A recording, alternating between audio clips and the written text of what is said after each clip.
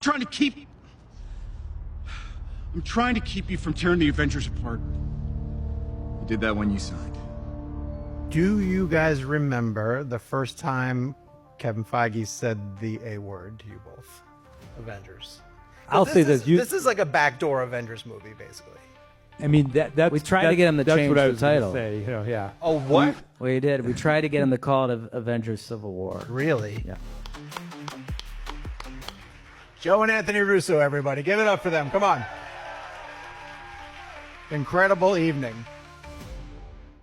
For a while, it was rumored to be an X-Men movie. I am curious how far along you guys ever got into returning for the X-Men.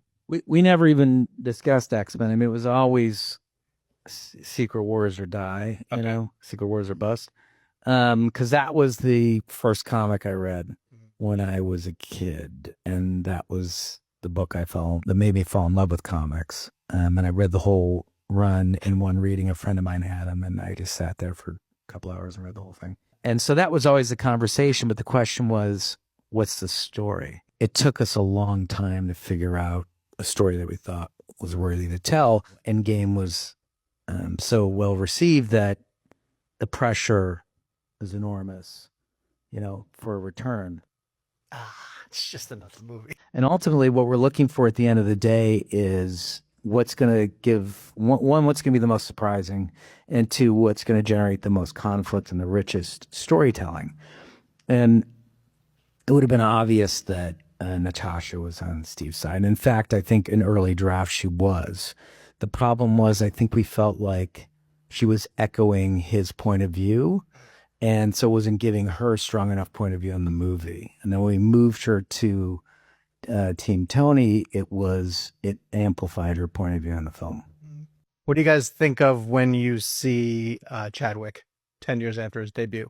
I mean, obviously it's heartbreaking. You know, we loved him. We loved working with him. You know, he brought such an elegance to the role. I mean, it's an iconic portrayal of the character.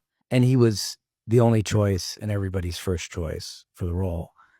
And then he was so committed to nailing the character. Anthony and I love working with actors. Our favorite part of the process. And we like to give them ownership over the character because you get a more resonant performance when they have ownership. And he created that entire sort of world of the character, the accent, where that accent should come from. He was so specific in what he wanted for the role. And there was that, you know, you see he brings that fierce regality to the character.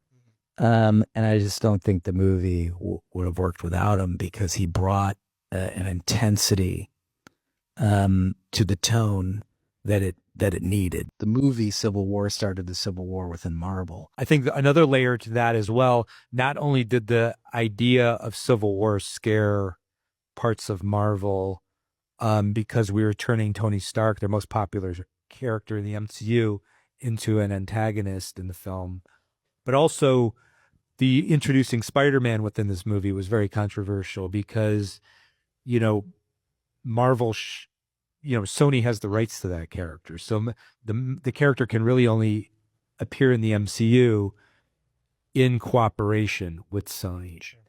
And there was no, when we sort of conceived it creatively and started to execute it creatively with the writers, Marcus and McFeely, there was no business agreement that we could use Spider-Man. So that became also a bit of a process where we really had to hold out. There was a bit of Civil War at play through the process of making the film.